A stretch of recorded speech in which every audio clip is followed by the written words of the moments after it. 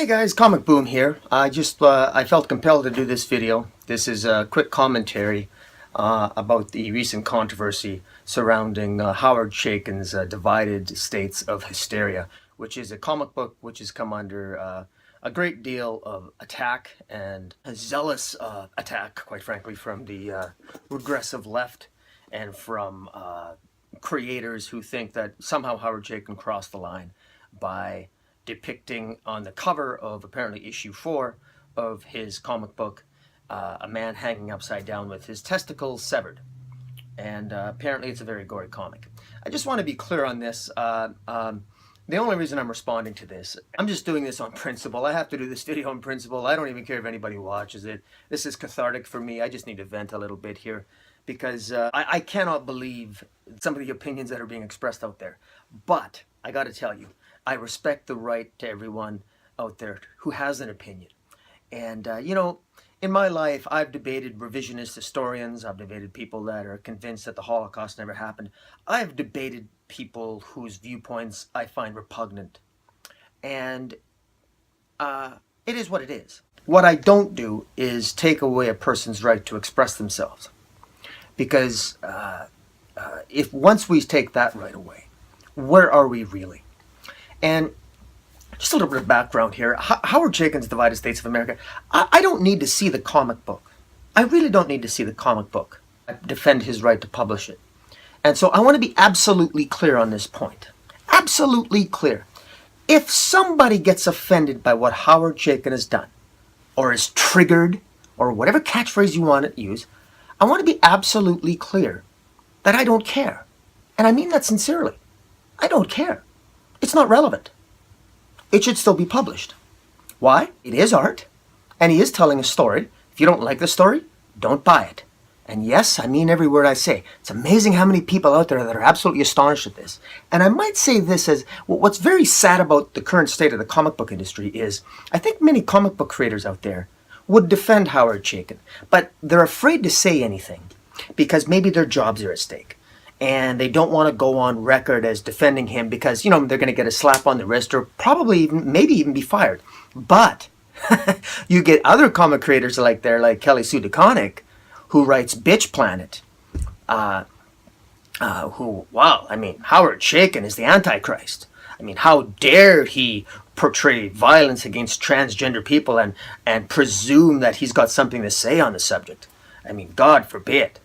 And by the way, Kelly Sue DeConnick, by the way, used very derogatory language in her feelings and expressing herself about the quality of Howard Chaykin's character. And you know, she's got every right to do that. And Joe Glass of Bleeding Cool, who, again, I respect his right, freedom of expression, to express what he wants, and he doesn't have a higher opinion of Mr. Chaykin either. Well, let me tell you categorically, and I want to go on record, that Howard Chaykin is my hero. Right back to his days of American Flag. How American Flag was inspired. It's fantastic. I love the way that he draws and portrays sexuality in all its forms, and in all its ugly forms, and derogatory forms, and offensive forms. And if you don't like it, don't read it. It is astonishing to me that the comic book creators out there whose livelihood conveniently depends on other people believing that they're the avatars of the protection of the innocent little snowflakes in society that can't protect themselves. They need to be protected because they're snowflakes, and they need to be protected from all these comic books out there and all these covers. Oh my God, what are they going to do if this continues? Let me be very blunt when I say this, okay? You're not protecting anybody. You're part of the problem. Here's the thing. I'm going to pick on Kelly Sue DeConnick. Why? Because I can and I choose to. And if you don't like it, shut the YouTube video off. Okay? Because you can randomly pick on Howard Chaykin. Let's randomly pick on Kelly DeConnick. She doesn't like his writing, fine. I actually like her Bitch Planet. I quite enjoy her comic book, Bitch Planet. And it is an exploitation comic book, and she does a fantastic job. You know? But I'm afraid that in exercising my First Amendment rights, because I'm Canadian. So in Canada, we have Section 2 of the Canadian Charter of Rights and Freedoms. So I'm exercising my right to boycott her comic, which is sad. I kind of enjoy it, but I want to make a statement. So what I'm going to do is that I'm going to drop collecting Bitch Planet. It's off my pull list now. And in response to that, I'm going to make a little bit of an investment. I'm going to collect 3 issues in place of dropping Bitch Planet. Because I don't think Bitch Planet goes far enough. You know, Bitch Planet should offend a lot of people. It should offend a lot of people. But apparently it doesn't, because it does it in such a right way. And, well, it's also offending. It only offends white males, so that's okay. You know, I can take it. I'm a white male, and I love Bitch Planet. I'm in on the joke. It's decent. I don't take offense. I'm not a snowflake. But everyone else is a snowflake, right? So I'm going to drop Bitch Planet, and I'm going to buy 3 extra issues of Divided States of Hysteria, and I'm going to be giving away those comics to anyone who wants to read them. And I can only hope that the people I give them to are offended. Truly and sincerely. Be offended. Because maybe that's what you need to wake you up a little bit. Get something out of you. If you get offended, fine, then express yourself. But you try to take my right away, well, then I'm going to say something and I'm going to take offense to that. And that's why I'm going on record here. And also, I just want to know, I just want to go on record here stating, while everyone's bitching about, oh my God, Howard Chaykin, how can you do this? Let me just point out, and I randomly went through my comic books over the last couple months. Randomly. And just off the top of my head, thought to myself, well, if I really was a snowflake, and I was going to be offended with something, what could I take offense to? In the random comic books I went on my pile here, I just want to show people here. I've got a pile here. I collect comic books, and I organize them here every month, and I randomly go through this stuff. I want to show you what I just went through randomly here. Invincible. Well, what could offend you about Invincible? Well, Robert Crickham's Invincible. Did you know that the lead character was raped by a woman? Yeah, that's okay. You can depict the rape of a man. I mean, that's not offensive. I mean, you know, as a white male, I never took offense to that. It was kind of an interesting storyline, and it brought attention to the issue of male rape. Okay. Well, I've already mentioned Kelly Sue DeConnick's Bitch Planet. It's actually good. It's an exploitation comic book. It very clearly is about female empowerment, mocking men. In fact, in the latest issue, it talks about a woman who's being criticized for being a titless wonder. I mean, there's all kinds. I mean, it's over the top, quite frankly.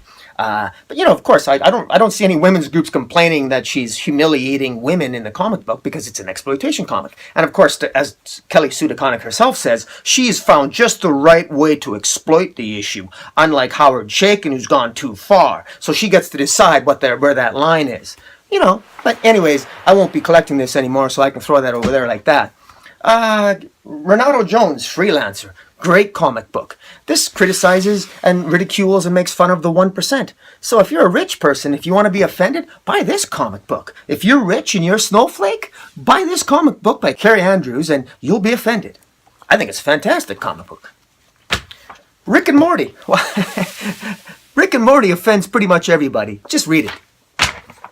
Beauty by Image. I gotta tell you, this makes fun of everyone who wants to be beautiful. It represents how vain and the obsession that culture has with beauty. It's about a drug that makes everyone beautiful. And the stories are quite good. But some might find this very, very offensive. For all kinds of different reasons, if you think about it. But I don't want to do your thinking for you. Because I gotta tell you, I'm getting a little bit tired of doing thinking for so many people. I hate Fairyland. Well, now this one here, there's all kinds of blood and gore and everything else, but I guess it gets away with the blood and the violence and the fact that it's a psychotic female child who's doing all this violence, but because it's drawn like a cartoon, it doesn't seem to offend anybody. Maybe if they made the lead character transgender or gay, would that make any difference? I wonder if the character killed a gay character or a gay monster or a transgender monster. Would that piss people off? Maybe that's what it's going to take. Maybe we should contact Scotty Young and say, how come you don't have any gay and transgender characters killed in your comic book? It's okay, Scotty. I already know the answer.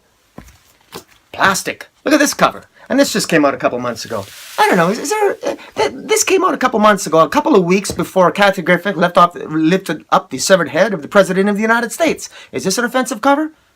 I don't know, and I don't recall anybody bitching too much about this one. But is it offensive? I think so. I don't know where all the libtards are on this. I don't know. I'm not offended. Why not?